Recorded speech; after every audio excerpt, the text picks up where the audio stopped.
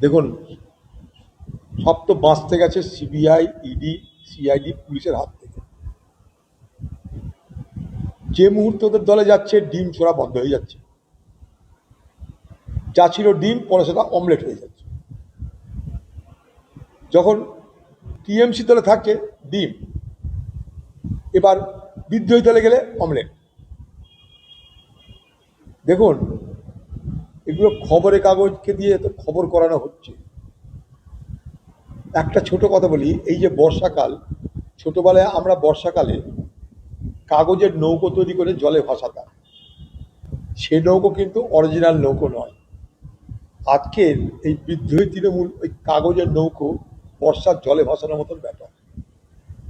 যে কটা চোর চোরটা বাটপার থেকে যে ডিম খাবো কিংবা পুলিশের জালে পড়বো, জেল খাটবো, সব মালকটা ওই বিদ্রোহী দলের নাম লিখিয়েছে।